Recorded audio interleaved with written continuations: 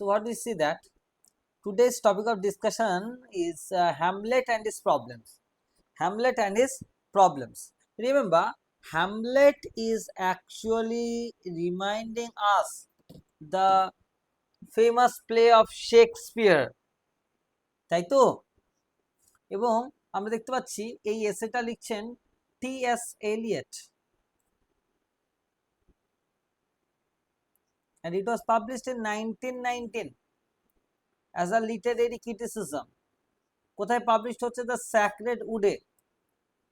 ওকে, and কোন টাইমে লেখা হচ্ছে? মডার্ন টাইমে। আমরা ডিরেক্ট এই টেক্সটের ব্যাকগ্রাউন্ডে যাব। মনে রাখবে, Hamlet and his problems was written by Eliot in 1919, কখন? মডার্নিজমের টাইমে। এবং এই মুভমেন্টটা কি বলতো? মনে রাখবে, modernism is actually challenging the convention. Modernism কি করছে? কনভেনশনকেই তো চ্যালেঞ্জ করছে, তাই না?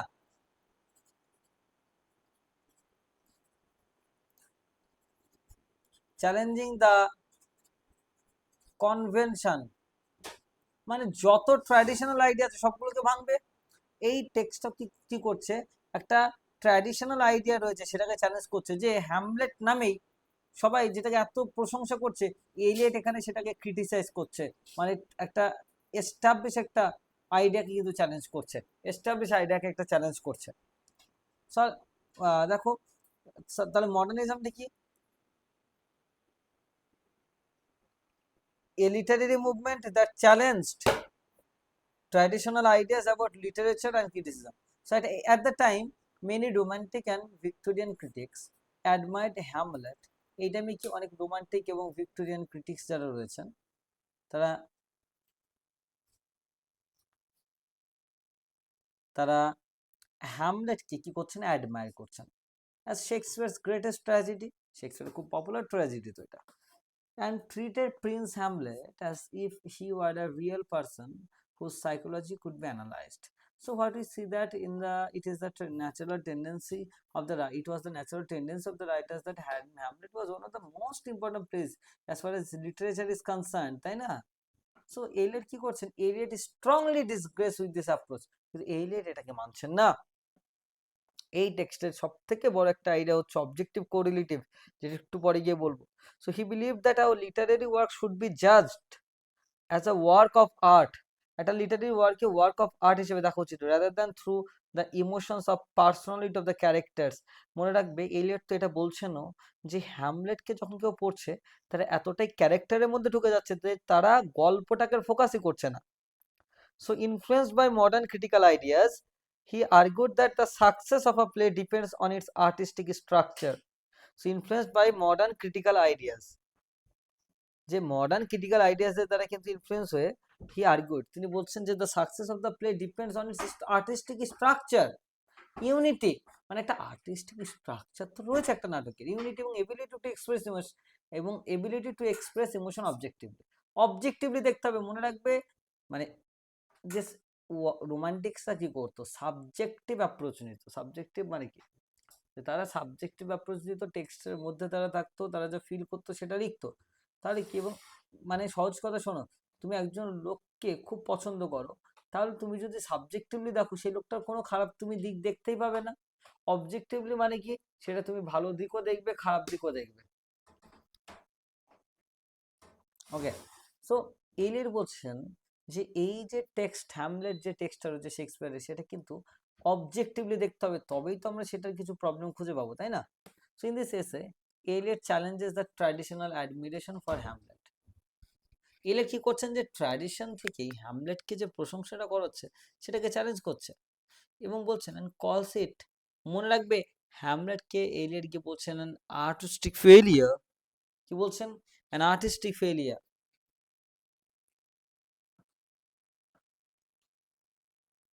কেন? কারণ শেক্সপিয়ার এই নাটকের মধ্যে অবজেক্টিভ কোরিলেটিভকে প্রোভাইড করতে কিন্তু পারেনি। ওকে, শেক্সপিয়ার কিন্তু এই নাটকের মধ্যে অবজেক্টিভ কোরিলেটিভকে কিন্তু প্রকাশ করতে পারেনি। এবার অবজেক্টিভ কোরিলেটিভটা কি স্যার? এটা আমি একটু পরে বলবো, দাঁড়াও, ভালো করে বোঝো। খুব সহজ করে আগে একটু বোঝাই তোমাদের। আচ্ছা, অবজেক্টিভ কোরিলেটিভ, ধরো আমি বলতে পারি অবজেক্টিভ কোরিলেটিভ মানে হচ্ছে, ধরো একজন ব্যক্তি রয়েছে এবং সে খুব দুঃখে এই ঘরের মধ্যে রয়েছে, সে খুব দুঃখে রয়েছে। এবার আমি কি করলাম, মানে আমি বললাম he is sitting in the dark room. এই ডার্ক রুম বলা মানে কিন্তু এই যে ক্যারেক্টার, তারও ইমোশনটাকে কিন্তু প্রেজেন্ট করা হচ্ছে, তাই তো, তার ইমোশনটাকে কিন্তু প্রেজেন্ট করা হচ্ছে। তাহলে ডিরেক্ট না বলে আমরা ঘুরিয়ে বললাম, এটাকে বলো অবজেক্টিভ কোরিলেটিভ। ঠিক আছে, ডিরেক্ট না বলে আমরা যেটা ঘুরিয়ে বললাম। ওকে, আমি খুব ইজি এক্সাম্পল দিয়েও দেখি তোমাকে একটু পরে, তোমাদের একটু পরে গিয়ে আমি দেখাবো। তো দেখো মানে কি, একটা মানে ধরো বললো, ধরো সাপোজ কেউ তার খুব গ্র্যান্ড মাদারকে খুব মিস করছে, গ্র্যান্ড মাদারকে। তাহলে ইনস্টেড অফ সেইং, তুমি এটা বললে না আই ফিল স্যাড, আমি আমি দুঃখিত অনুভব করছি, এটা না বলে তুমি বলছো অ্যান এমটি রকিং চেয়ার, একটা ফাঁকা রকিং চেয়ার যেখানে হয়তো তোমার ঠাকুমা বসতো বা তোমার গ্র্যান্ড মাদার বসতো। তাহলে কি আমি সেটা ডিরেক্ট না বলে আমি এটা বলছি না যে আই ফিল স্যাড, আমি বলছি অ্যান এমটি রকিং চেয়ার, একটা ফাঁকা রকিং চেয়ার রয়েছে। তার মানে কি আমার ইমোশনটা এই অবজেক্টটার মধ্যে দিয়ে প্রকাশ পাচ্ছে, এই চেয়ারটার মধ্যে দিয়ে। এটাকেই বলা হয় অবজেক্টিভ কোরিলেটিভ। অবজেক্টিভ কোরিলেটিভ মানে কি তাহলে মনে রাখবে, মানে ইমোশনকে যখন অবজেক্টের মধ্যে বা কোনো সিচুয়েশন বা কোনো ইভেন্টস এর মধ্যে দিয়ে প্রকাশ করা হয়, ওকে, কোনো প্রকাশ করা হয়, তখন সেটাকে বলা হয় অবজেক্টিভ কোরিলেটিভ। ওকে, আমরা সবার আগে অবজেক্টিভ কোরিলেটিভ পড়বো, তবে এই হ্যামলেটটা পড়বো, এই হ্যামলেট অ্যান্ড ইটস প্রবলেমস এসেটাতে যাবো। দেখো এই টেক্সটে তোমাদের সবথেকে ইম্পর্টেন্ট কোয়েশ্চেন হচ্ছে অবজেক্টিভ কোরিলেটিভ বলতে কি বোঝায়। ঠিক আছে, পুরো টেক্সটটা খুব সহজ কথা শুনে নাও, যে হ্যামলেট একটা কথা বলছে, হ্যামলেট অ্যান্ড ইটস প্রবলেমস, মানে এলিয়ট বলছেন হ্যামলেটের মধ্যে কিন্তু একটা প্রবলেম রয়েছে। সেই প্রবলেমটা কি বলতো, অবজেক্টিভ কোরিলেটিভ নেই।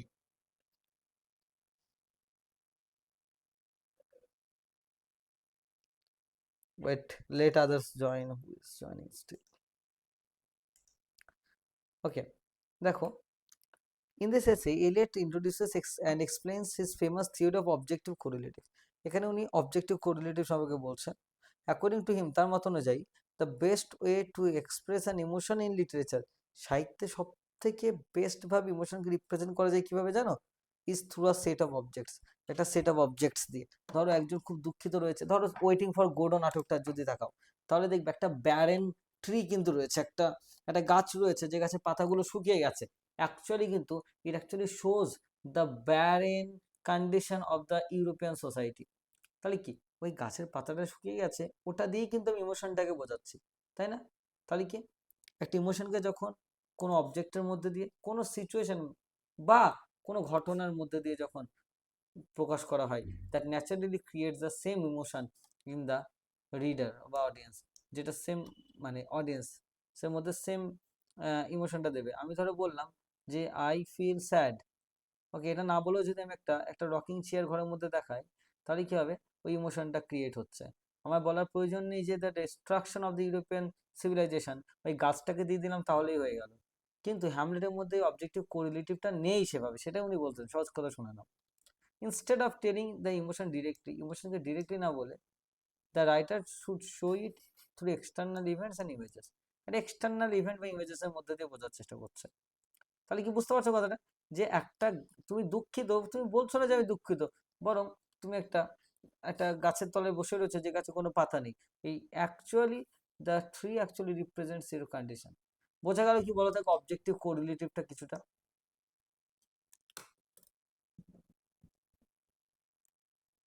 এবার হ্যামলেটের মধ্যেই অবজেক্টিভ কোরিলেটিভটা নেই, যে একটা সিচুয়েশনের মধ্যে দিয়ে ইমোশনকে বোঝাবে তা না।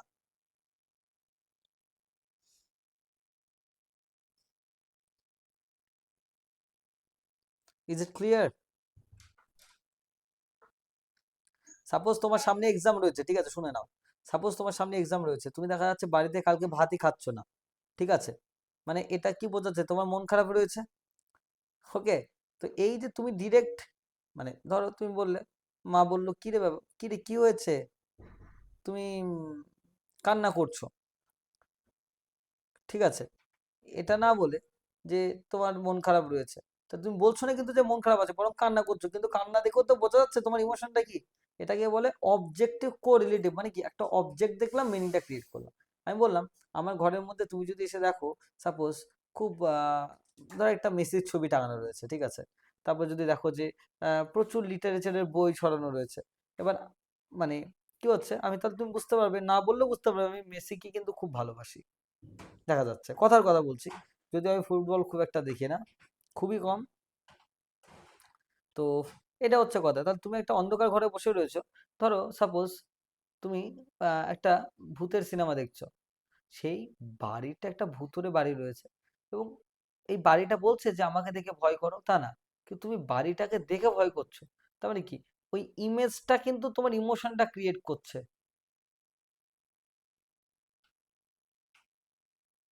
ওকে, এটাকে বলে অবজেক্টিভ কোরিলেটিভ। তাহলে অবজেক্ট দেখে আমি ইমোশনকে কানেক্ট করতে পারলাম, কিন্তু হ্যামলেটের মধ্যে এই অবজেক্টিভ কোরিলেটিভটা নেই, যে একটা সিচুয়েশন দেখিয়ে সেই ইমোশনটাকে ক্রিয়েট করবে তা না। বুঝতে পারলে প্রবলেমটা কোথায় হ্যামলেটের তাহলে? Eliot believes that Hamlet's emotions are confused and extremely complex. হ্যামলেটের ইমোশনটা extremely complex. Hamlet feels deep disgust and disappointment. Hamlet কিন্তু, যে হ্যামলেটের ক্ষেত্রে কি হয়েছিল, যে হ্যামলেট তার যে মানে হ্যামলেট অ্যাকচুয়ালি তার যে আঙ্কেল রয়েছে তাকে ও রিভেঞ্জ নিতে চেয়েছিল। ওকে, কারণ সে তার মায়ের সঙ্গে বিয়েটা করেছিল, তাই না? So Hamlet feels deep disgust and disappointed towards his mother. দেখো গার্ট্রিউড, এই যে গার্ট্রিউড হচ্ছে কি হ্যামলেটের মা, তাহলে মায়ের প্রতি একটা হতাশা রয়েছে এবং একটা ঘৃণা রয়েছে, কিন্তু কারণ কি সে তার আঙ্কেলকে, তার মা তার আঙ্কেলকে বিয়ে করেছে তার বাবার মৃত্যুর পরে, বাবাকে কি হত্যা করেছে? Uncle. So, however, Shakespeare does not provide enough external situations or events to fully explain these intense emotions. এবং এই যে একটা ইন্টেন্স ইমোশন হ্যামলেটের মধ্যে রয়েছে, কিন্তু এমন কোনো সিচুয়েশন বা ঘটনা নেই যেটা দিয়ে অ্যাকচুয়ালি হ্যামলেটের ইমোশনটা প্রেজেন্ট হবে, তা না। As a result, neither Hamlet nor the audience can clearly understand the true cause of his feelings. যে তার ফিলিংস এর আসল কারণটা কি, এটা কিন্তু বোঝা যায় না। তার মায়ের প্রতি এতটা ঘৃণা হওয়ার কারণটা কি, সেটাও কিন্তু ডিরেক্টলি আমরা বুঝতে পারি না। দেখো, according to Eliot, Shakespeare himself could not fully express or objectify Hamlet's emotion. Shakespeare নিজেও কিন্তু হ্যামলেটের ইমোশনটাকে অবজেক্টিফাই করেনি। দিস ফেলিয়ার, সেজন্য বলা হয় হ্যামলেটকে বলা হয় আর্টিস্টিক ফেলিয়ার, ঠিক আছে। এলিয়ট বলছেন, this failure becomes the main reason for Hamlet's delay, okay, in taking revenge. Hamlet কেন এতটা তার আঙ্কেলের প্রতি রিভেঞ্জ নিতে কেন এতটা দেরি করছে, ওকে, কেন এতটা দেরি করছে, এটার কারণও কিন্তু বোঝা যায় না। ওকে, তাহলে কি Shakespeare himself could not fully express, কারণ অবজেক্টিফাই করতে পারছেন না শেক্সপিয়ার হ্যামলেট ইমোশনটাকে। ওকে, এবং গল্পটাকে অনেকটা কনফিউজ করে দিচ্ছে, কেন অবজেক্টিভ কোরিলেটিভ নেই, আমি অবজেক্টকে দেখি ইমোশনকে দেখাবো। So Eliot argues that if Shakespeare had found a proper objective correlative, Shakespeare যদি সত্যি হ্যামলেটের জন্য একটা প্রপার অবজেক্টিভ কোরিলেটিভ পেতেন, the play would have been clearer and more artistically successful, গল্পটা হয়তো আরও বেশি সাকসেসফুল হতো। কিন্তু হ্যামলেটের মধ্যে এই অবজেক্টিভ কোরিলেটিভটা নেই। আমরা দেখতে পাচ্ছি হ্যামলেট রাগ করছে, কিন্তু কেন রাগ করছে সেই সিচুয়েশনটাই ক্রিয়েট করতে পারছে না Shakespeare. However, Eliot praises Shakespeare's use of the objective correlative in Macbeth. কিন্তু আবার এলিয়ট বলছেন শেক্সপিয়ার ম্যাকবেথে কিন্তু অবজেক্টিভ কোরিলেটিভ প্রকাশ করছে কিভাবে। He gives the example of Lady Macbeth's sleep walking scene. Sleep walking সিনটা দেখাচ্ছে, যেমন ম্যাকবেথের মধ্যে কিন্তু অবজেক্টিভ কোরিলেটিভ রয়েছে, যেমন লেডি ম্যাকবেথের sleep walking scene, where her actions, words and imagined experiences clearly reveal her guilt and disturbed mind. ভাবো তো ভালো করে, ওই যে শেক্সপিয়ার হ্যালুসিনেশন হচ্ছে, ওই হ্যালুসিনেশনটার মধ্যে দিয়ে তো তার অ্যাকচুয়ালি গিল্টটা প্রকাশ পাচ্ছে, তাহলে এটাকে কি আমরা অবজেক্টিভ কোরিলেটিভ বলবো না? In this scene Shakespeare successfully uses external actions. এখানে কি শেক্সপিয়ার একটা এক্সটার্নাল অ্যাকশনকে কিন্তু দেখো, Shakespeare successfully uses external actions, বাইরের অ্যাকশনকে বেশি ইউজ করছে শেক্সপিয়ার ম্যাকবেথে গিয়ে, to express inner emotion. Shakespeare যখন ওই ড্যাগারটা দেখতে পাচ্ছে, তাহলে কি ওগুলো দিয়ে তুই ইনার ডেপথকে, ইনার কন্ডিশনকে রিপ্রেজেন্ট করাচ্ছে।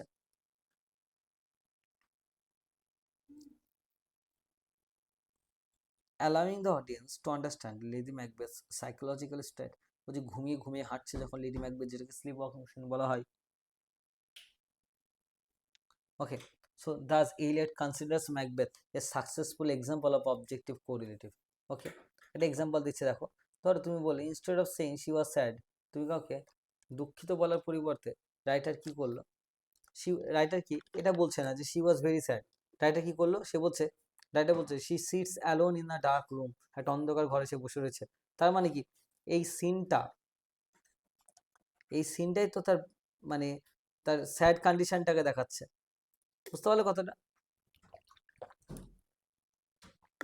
এই সিনটাই তো তার তার তার ট্র্যাজিক কন্ডিশনকে রেফার করছে। ধরো বললাম she silently holds an old photograph, সে একদম চুপচাপ ওল্ড ফটোগ্রাফ, পুরনো একটা ছবি ধরে বসে রয়েছে। আচ্ছা, পুরনো ছবি ধরে বসে রয়েছে মানে নিশ্চয়ই অ্যাকচুয়ালি এই কথাটার মধ্যে দিয়ে আমরা দেখতে পাচ্ছি যে ক্যারেক্টার রয়েছে সে পাস্ট কোনো মেমোরিকে হয়তো মনে করছে। তাহলে কি এই অবজেক্ট, ফটোটা তো একটা অবজেক্ট, এই অবজেক্টকে দেখে আমরা একটা রিলেট করতে পারছি, কি আমরা পাস্ট মেমোরিকে রিলেট করতে পারছি। তাহলে কি এটাকে বলে অবজেক্টিভ কোরিলেটিভ। এই অবজেক্টিভকে দেখে আমরা পাস্ট মেমোরিকে মনে করছি, কি বলা হয়? Objective correlative. ওকে, কিন্তু আমি যদি ডিরেক্ট বলে দিই শি ওয়াজ ভেরি স্যাড, তাহলে তার অবজেক্টিভ কোরিলেটিভ থাকলো না এখানে, তাই না? আচ্ছা বলো আগে অবজেক্টিভ কোরিলেটিভ ক্লিয়ার হচ্ছে কিনা বলো। যেমন দেখো অবজেক্টিভ কোরিলেটিভ কেমন ভাবে কানেক্টেড বলো, তার আগে অবজেক্টিভ কোরিলেটিভ ক্লিয়ার হয়েছে?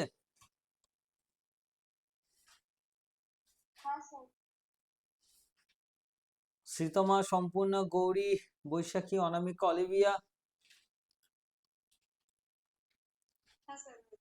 হ্যাঁ দেখো, যেহেতু তোমাদের সামনে এক্সাম, আমি ট্রাই করবো এখন প্রত্যেকদিন একটা করে টেক্সট নিয়ে তার অ্যানালিসিসটা করে দেওয়া। ওকে, তাহলে আমরা অনেকটা এগিয়ে যেতে পারবো এবং কোয়েশ্চেন আনসার দিয়ে দেওয়া। ওকে, এবং নেক্সট সেম থেকে আমরা আরো ইন ডিটেল পড়বো প্রথম থেকে। দেখো এবার এই ভালো করে বলছি, এবার কিভাবে কানেক্টেড হ্যামলেটের সঙ্গে অবজেক্টিভ কোরিলেটিভ এটা দেখে নাও। এলিয়ট বলছেন Shakespeare field to provide an objective correlative. Shakespeare objective correlative দিতে পারছেন না ফর হ্যামলেটস ইমোশন, হ্যামলেটের যে ইমোশনটা রয়েছে তার জন্য। Hamlet feels a deep anger, Hamlet কি করছেন? ডিপ অ্যাঙ্গার ফিল করছে, disgust and confusion, specially because his mother marriage his uncle soon after his father's death. However, তার কি তার রাগটা কেন হ্যামলেটের? বাবা মারা যাওয়ার পরেই মায়ের জন্য কিন্তু মা সে ঠিক করেছে আঙ্কেলকে বিয়ে করবে।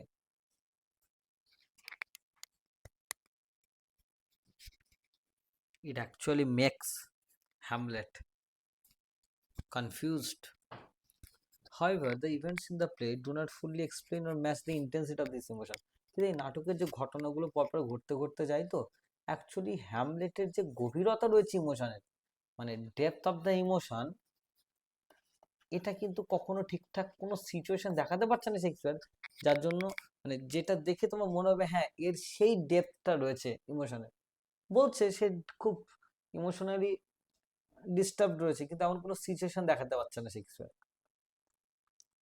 Hamlets feeling seem stronger than the situation that cause them. আরে ফিলিংটা মানে সিচুয়েশনটা অতটা স্ট্রঙ্গার নয়, বরং তার ফিলিংটা। So Hamlet's feeling seem stronger than the situation. তাহলে হ্যামলেট ধরো যে দুঃখটা অনুভব করছে, সাধারণত সেই ঘটনাটাও হয়তো অতটা দেখাতে পারছে না যে কারণে এতটা দুঃখ। তাহলে একজন যখন 100% ডিপ্রেশনে থাকছে, কিন্তু তার কারণটা তো সেভাবে দেখাতে পারছে না নাটকের মধ্যে।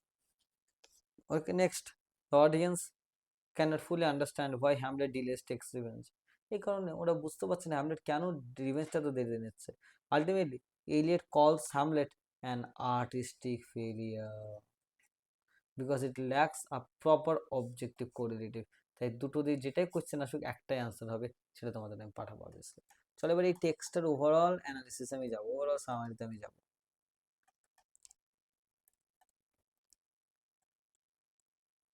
দেখো, summary of Hamlet and his problems. T.S. Eliot begins the essay by saying that the real problem is not Hamlet as a character, Hamlet as a character খুব পারফেক্ট, সেটা নিয়ে প্রবলেম না, বাট দ্য প্লে ইটসেলফ, নাটকটাকে নিয়ে সমস্যা।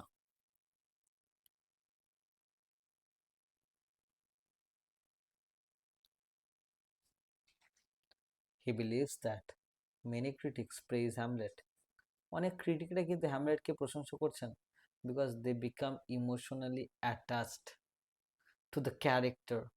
দেখো অনেকেই কি বলছে, হি বিলিভস দ্যাট, সে বিশ্বাস করে এটা যে অনেক ক্রিটিক্স রয়েছে যারা হ্যামলেটকে প্রশংসা করছে। কেন? কারণ তারা তো ইমোশনালি অ্যাটাচ হচ্ছে ক্যারেক্টারের সঙ্গে, ইনস্টেড অফ জাজিং the play as a whole.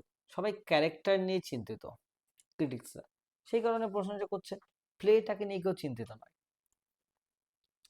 Eliot says that creative critics often see themselves in Hamlet and judge him based on their own feelings. He criticizes, দেখো তিনি গথ এবং কোলরিজ এই দুজনকে criticise করেন। কেন? কারণ তারা এই ধরো বলছে যে ক্রিয়েটিভ ক্রিটিক্স মানে কারা, গথ কোলরিজেরা, see themselves in Hamlet and জাজ হিম, তাদের নিজস্ব ফিলিং এর উপরে নির্ভর করে তারা একটা মতামত করে দিল। According to Eliot, Goethe made Hamlet resemble his own character with, Goethe কেন প্রশংসা করছে, তার নিজের ক্যারেক্টারের সঙ্গে তুলনা করছে, তার একটা ক্যারেক্টার রয়েছে ওর্থার, এবং কোলরিজ মেড হ্যামলেট সিম লাইক হিমসেলফ, এবং কোলরিজ নিজের মতো করে রিপ্রেজেন্ট করে, নিজের লাইফের সঙ্গে কানেক্ট করে। Eliot believes that this kind of criticism is misleading because it focuses, যে এই ক্রিটিসিজমগুলো তো হ্যামলেটের পার্সোনালিটি নিয়ে সবাই ডিল করছে, এই কোয়ালিটি অফ দ্য প্লে নিয়ে কিন্তু কেউ ডিল করছে না। তো কি দেখতে পাচ্ছি যে ক্রিয়েটিভ ক্রিটিক্স যারা রয়েছে, ধর গথ রয়েছে, কোলরিজ রয়েছে, এটা কিন্তু কেউ ওই গল্পটা প্লেটাকে নিয়ে কেউ চিন্তিত না। এলিয়ট দেন প্রেজেস, কিন্তু এলিয়ট প্রশংসা করছে কাকে? দেখো Eliot then praises J M Robertson and Elmer Edgar Stoll, এই দুজনের কথা মাথায় রাখবে। এই দুজনকে প্রশংসা করছেন কেন? Because they study the play objectively, তারা গল্পটাকে অবজেক্টিভলি পড়তে পেরেছে, and consider its historical background. Okay, he argues that a literary work should be criticized, সেটা আর্গু করছেন একটা লিটারেরি ওয়ার্ককে ক্রিটিসাইজ করা যেতে পারে, তার ভালো খারাপ, খারাপ দিক ভালো দিক সব বার করা যেতে পারে, not simply interpreted according to the critic's personal feelings. Next, Eliot discusses the sources of Shakespeare's Hamlet. Eliot তারপরে কি বলছেন, শেক্সপিয়ারের হ্যামলেটের সোর্স নিয়ে বলছেন, কোথা থেকে নেওয়া হয়েছে। He believes Shakespeare use Thomas Kyd's the Spanish tragedy, Thomas কিডের নাটক হচ্ছে দি স্প্যানিশ ট্র্যাজেডি, এই নাটকটার থেকে শেক্সপিয়ার কপি করেছে। দ্য লস্ট ইউর হ্যামলেট, এটাও থমাস কিডের, and a German version of the story, এই গল্পগুলো থেকে হ্যামলেটকে কপি ইমিটেট করা হয়েছে। In these earlier plays, the hero wants revenge for his father's murder. আগের নাটকগুলো যদি দেখো, মানে এই দি স্প্যানিশ ট্র্যাজেডি, ইউর হ্যামলেট, এখানে দেখবে the hero wants revenge for his father's murder, বাবার মৃত্যুর জন্য সে রিভেঞ্জ নিতে চায়। Delays revenge only because of practical difficulties, এই নাটকগুলি দেখবে তারা কেন ডিলে করছে, কারণ প্র্যাকটিক্যালি ডিফিকাল্টি রয়েছে বলে তারা তার শত্রুকে খুনটা করতে পারছে না, আর pretends to be mad to avoid suspicion, তার দিকে যেন সন্দেহটা না যায়, সে মানে ম্যাড, পাগল হওয়ার কিন্তু ভানও করেছে। তার মানে কি অ্যাকচুয়ালি বোঝা যাচ্ছে শেক্সপিয়ারের হ্যামলেটটা কিন্তু এই দুটো টেক্সট থেকে নেওয়া। ওকে, সেটা কিন্তু আমরা দেখতে পাচ্ছি। However Shakespeare change the story, Shakespeare কিছু জায়গায় চেঞ্জ করেছে। In his version Hamlet has emotions that are much deeper than simple revenge, হ্যামলেটের মধ্যে যে ইমোশনটা রয়েছে সেটা সিম্পল রিভেঞ্জের থেকে অনেকটা বেশি। But Shakespeare does not clearly explain why Hamlet delays taking revenge, কিন্তু শেক্সপিয়ার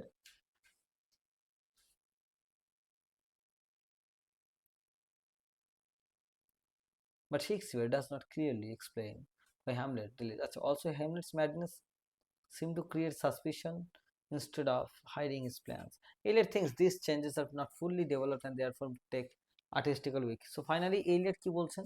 খুব সহজ করে দেখো, এলিয়ট দুটো কথা বললেন এখনো পর্যন্ত, কিছু রাইটারকে ক্রিটিসাইজ করলেন, কিছু রাইটারকে প্রেজ করলেন, এবং তারপরে উনি বলছেন যে এই হ্যামলেট টেক্সটের অরিজিনটা কোথায় রয়েছে, কোন কোন টেক্সট থেকে নেওয়া, এবার বলছে যে শেক্সপিয়ার কোন কোন জায়গায় চেঞ্জ করেছে, তাই না। তো finally Eliot explains his famous idea of objective correlative নিয়ে উনি অনেক কথা বলছেন। He says that Shakespeare failed to provide external events, বাইরের ঘটনাই দিতে পারছে না, situation or objects, that could properly express Hamlet's powerful emotion, যেটা অ্যাকচুয়ালি হ্যামলেটের ইমোশনটাকে রিপ্রেজেন্ট করবে, সে ধরনের কোনো এক্সটার্নাল ফ্যাক্ট কিন্তু নেই।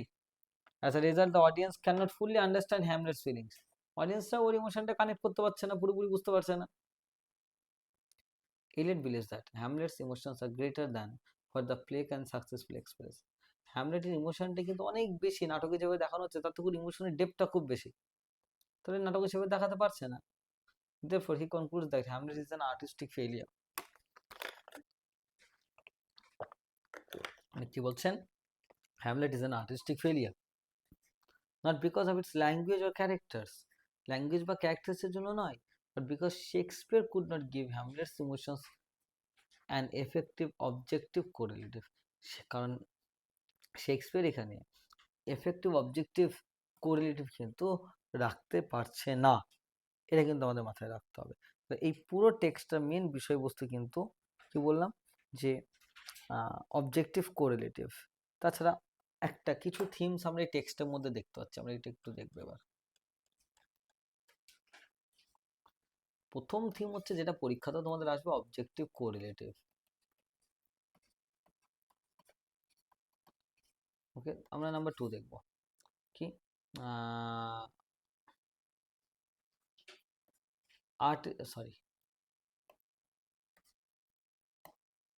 আর্টিস্টিক।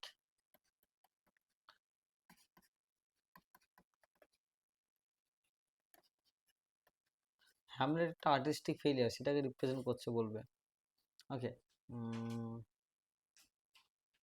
এই যে বিষয়বস্তুগুলো তো মেন অবজেক্টিভ কোরিলেটিভ আর আর্টিস্টিক ফেলিয়ার হচ্ছে অ্যাজ হ্যামলেট। হ্যামলেট একটা আর্টিস্টিক ফেলিয়ার, সেটা কিন্তু আমাদের দেখতে হবে। হ্যামলেট কিন্তু একটা আর্টিস্টিক ফেলিয়ার। কেন? কারণ অবজেক্টিভ কোরিলেটিভ নেই, তার জন্য, অবভিয়াসলি তার জন্য। ওকে, এটা কিন্তু মাথায় রাখতে হবে। So that's what he is talking about mainly, he is mainly talking about those things. হ্যাঁ, মানে মেইনলি কোন কাকে ক্রিটিসাইজ করেছে, এই সমস্ত কিছু নিয়েই কিন্তু তোমাদের এই হ্যামলেট এবং মানে অ্যান্ড হিজ প্রবলেম। তার প্রবলেমটা কি? হ্যামলেট অ্যান্ড হিজ প্রবলেমস, যে এর প্রবলেমটা কি? অবজেক্টিভ কোরিলেটিভটা নেই হ্যামলেটের মধ্যে। ওকে, এটা কিন্তু মাথায় রাখতে হবে, এটা কিন্তু মাথায় রাখতে হবে। Okay, so what you see that in this essay Eliot was actually, মানে দেখবে বলে রাখি একটু কথা, এলিয়ট যখন এসেটা লিখছে তো সে দুটো বই রিভিউ করছে, ঠিক আছে? ওকে, উইলিয়াম শেক্সপিয়ারের নাটকের উপরে।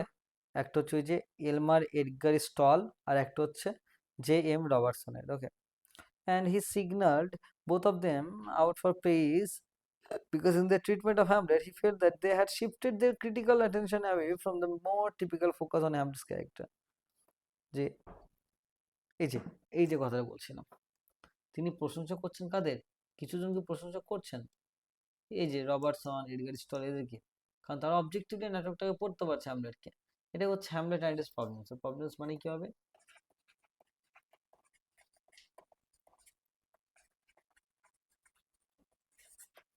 Objective correlative.